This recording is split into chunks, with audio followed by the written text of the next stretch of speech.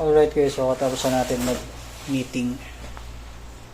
So pauwi na tayo. It's already 12:30. So bago tayo malis, magpapaalam tayo sa ating mga tauhan.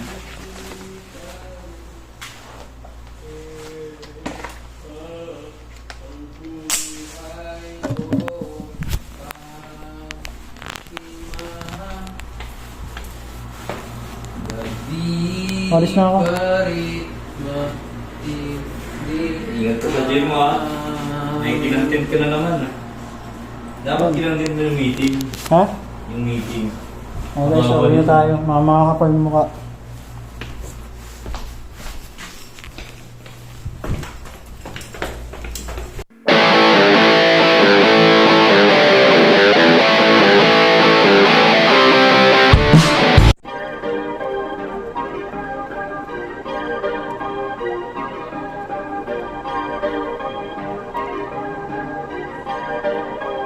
Perfect. Perfect.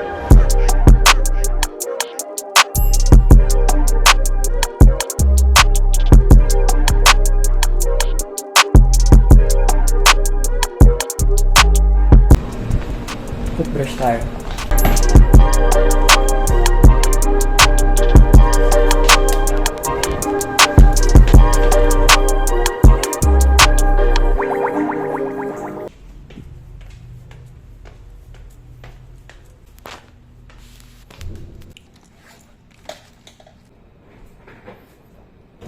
So already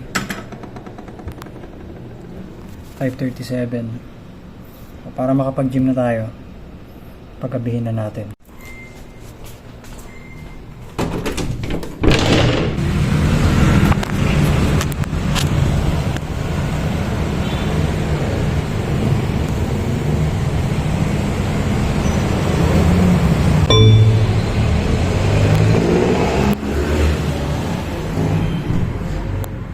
Let's go to the gym. Okay guys, so mag-bihis tayo ngayon. Yung pang-gym kasi galing pa tayo ng opisina.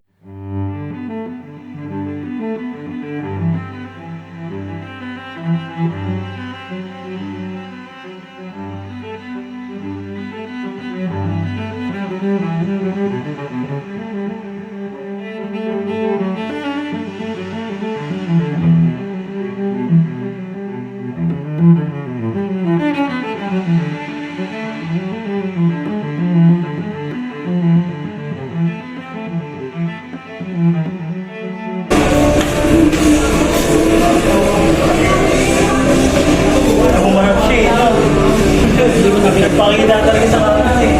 Debated ka lang, no? Hindi mami ako nabigay pag-uwi. Ay, ikaw.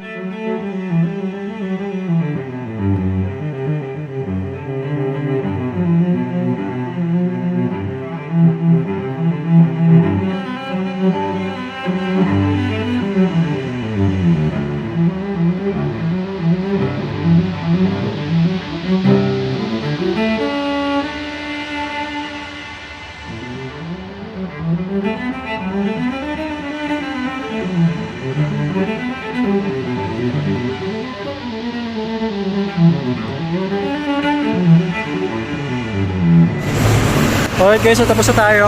Uwi na tayo. So ayun, nakauwi na tayo. At nakaligo na rin. Ayan. So kakain muna tayo guys. Then after kain, mag-edit at mag-upload. So ayan, ulam natin guys. Vlog-vlog pa kasi nalalaman. Ilayo sa lahat ng gulo. Taksiyo na isda. Ano ba yan? Anong isda ba? Tumingan. Wala ka sasabihin? Ha? Everyone sorry. Ba't di ako kasama? Ito yung Ba't di ako kasama? unan, Ba't di ako kasama? unan natin. Ito isama kita. Nagtatawa, hindi daw siya kasama. Bakit di ako kasama? Ito. Kaya nilihis kong ganun. Nilihis niya sa Bumulong, akin. sabi ba't di ako kasama? Ba't di ako kasama? Hindi mo ako sinasama. Sama ka. ng Dog Secrets ang Kira! nakakakilabot na twist. Sparkle You. Hashtag She! It starts November 26, 5:55. Kira! Kapuso, ito na ang latest. Magpapasaya kami ng mga marites na tumututok sa GMA. Dilim. Madilim dito.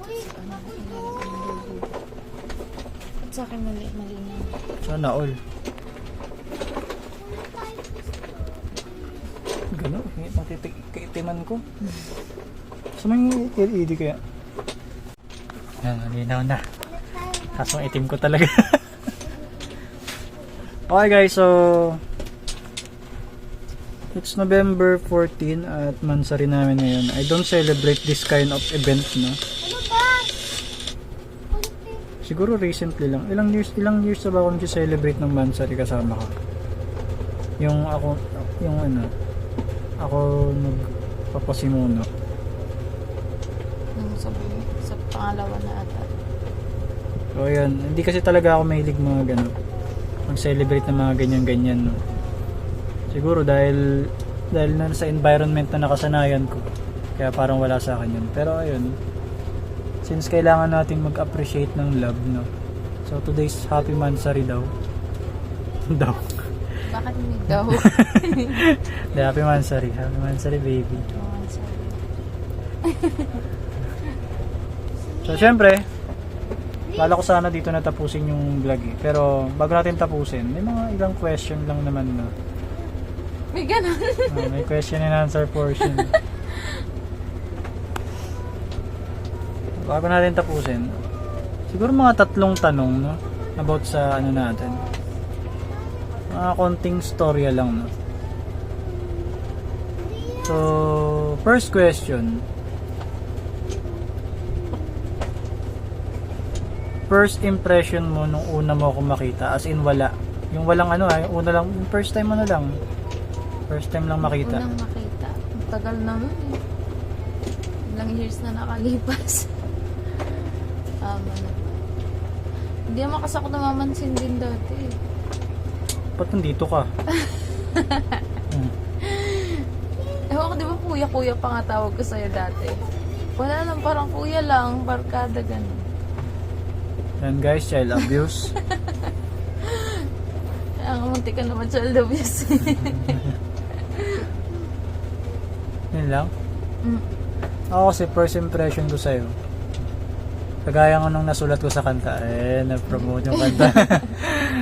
Yeah, yung kanta naman kasi ano palang demo pa lang yun, so bala ko sanang i-master talaga yun para ma-post natin sa Spotify, sa iTunes, sa Apple Music, sa YouTube. So kailangan ko pa yung master yun. So nag-iipon pa tayo ng ating budget, no, para ma-master yun at mai-record ng mas matino. Yung kasi kompleto ng instrument. So yun yung binabalak natin sa kanta na yun. So yun, makita naman doon sa, mababasa nyo naman doon sa lyrics o mapapakinggan nyo naman sa kanta na una ko siya makita, napangiti kagad ako eh.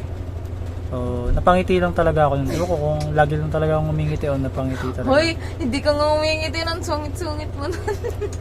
Pero napangiti ako doon. Ibig sabihin napapangiwi ka pa nun. Pero di niya alam. Hindi nga ako showy. Hindi talaga ako showy. Lagi ka nga nakayoko. Hindi ka namamansin. Imo kasi ako nun eh. Imo ko ng mga the best thing about tonight that we're not fighting. Because tonight will be the night. So ayun, second question.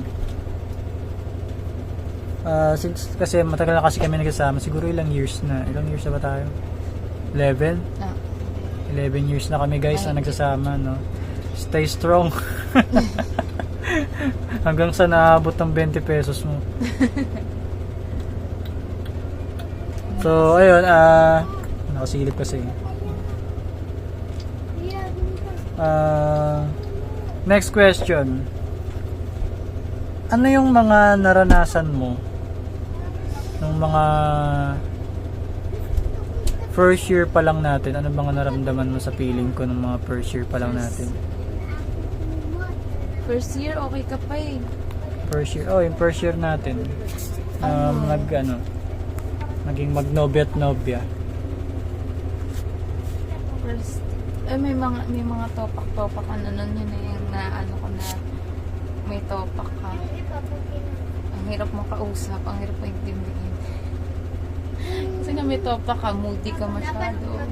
Tapos, ano pa tayo nun? Nag-long distance pa tayo na kasi nagtrabaho ka na sa Cubao. First year? Uy, Oo, first year natin yun. Di ba nag-celebrate pa nga tayo ng anniversary sa Macdo? Dinala mo pa akong Cubao.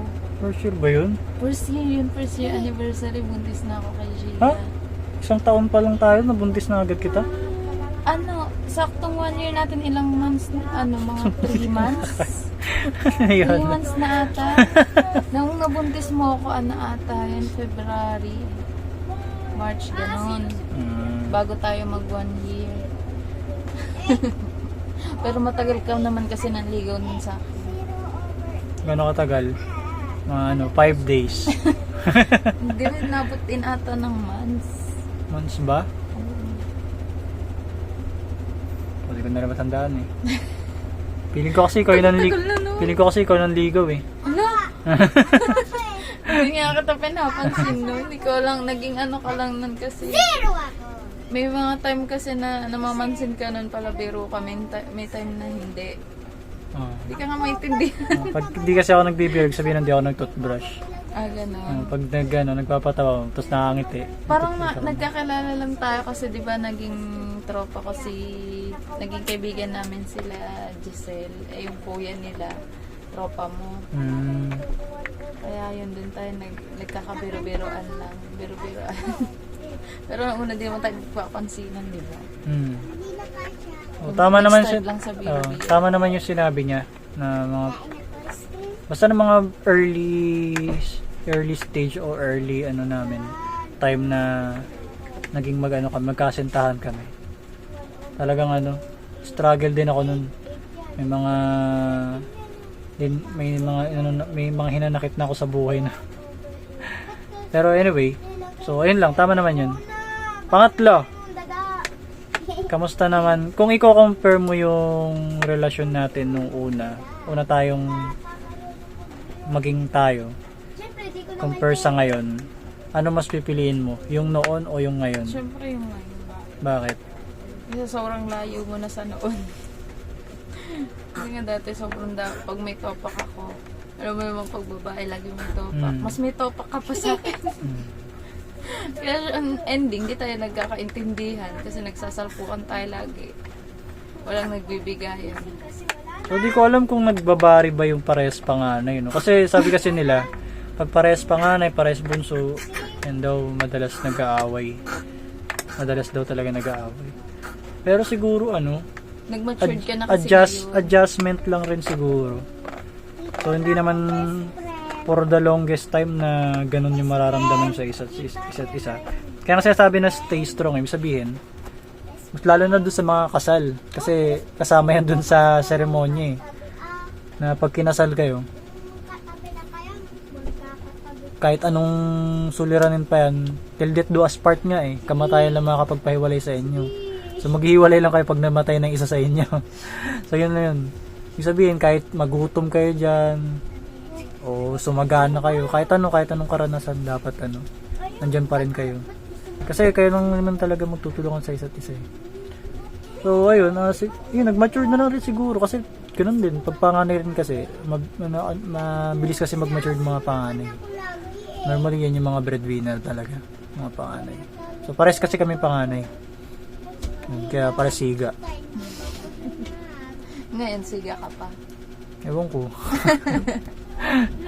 Siguro meron pa din. Pero hindi na ganun ka-angas dati.